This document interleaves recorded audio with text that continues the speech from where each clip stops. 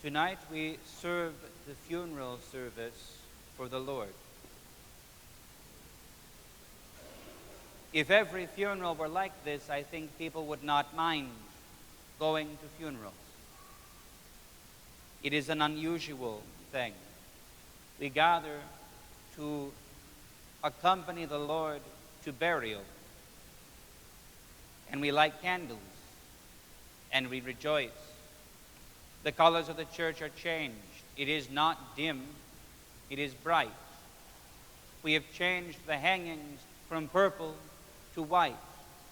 The priest wears red, not purple.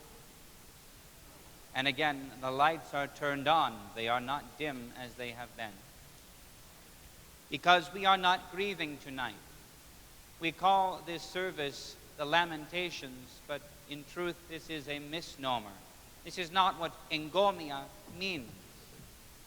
An engomion is a praise, a memorial song that exhorts and rejoices in the excellence of the one who is being praised. And it is this that we do. We reflect on the Lord in the tomb, and we understand that there is more going on than we are able to see at this moment.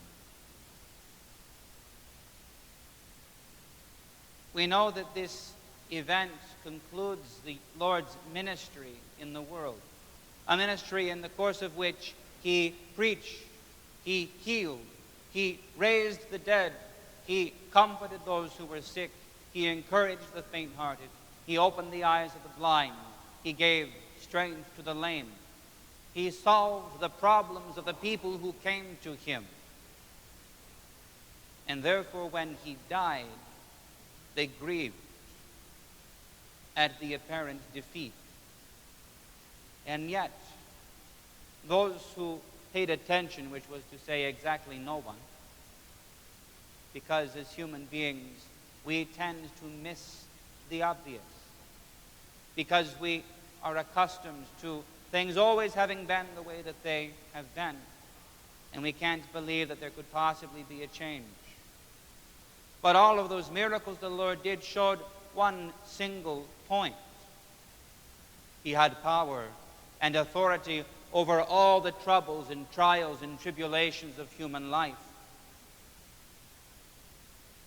And the people who knew him didn't stop to ask, why?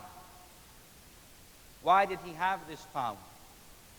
And when he went to his death, they thought for a moment that they had finally encountered that human problem that had power over him. But we know that it is not so. We know that indeed the greatest problem of human life is that it ends, is that we die, that those we love are taken from us, and we can no longer see them, no longer touch them, no longer hear their voices, no longer rejoice in their presence. And we know that we too must walk that same path one day. This is the great unspoken fear of human existence. Unspoken because while we live, we do not want to think about it. We do not want to face it. It is into this problem that our Lord has now come. Not in quiet and in peace, not in meekness as we see him go into Jerusalem riding upon a donkey, not in weeping as we see him approach the tomb of Lazarus, not as an infant held in arms, not as he goes to the baptism, submitting himself to be immersed by the hand of another. At this moment, the Lord is active. The Lord is in strength. The Lord goes for conquest to defeat the enemy. The Lord now has concluded his participation in our brokenness. And he goes now to invade the realm of our ancient enemy, of death and of Hades. We cannot see what he is doing. It is beyond the realm of our sight and understanding, but we know. We know because we know what happens in a little bit more than 24 hours, tomorrow night. We know that when light dawns and we come to receive it, we receive Christ returned from the dead, bringing healing and life and victory to all who wait upon him. And therefore at this funeral, we rejoice. At this burial, we take heart. And even as we do the actions of grief,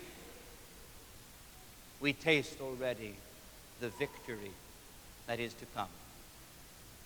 We still say only Kalianastasi, a blessed resurrection.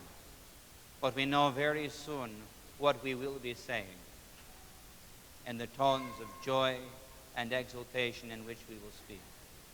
May the Lord grant to all of you rest tonight, peace in the face of all the brokenness of this world, hope in the resurrection of our Lord, and joy at his coming from the tomb. Amen. Thank you for coming tonight.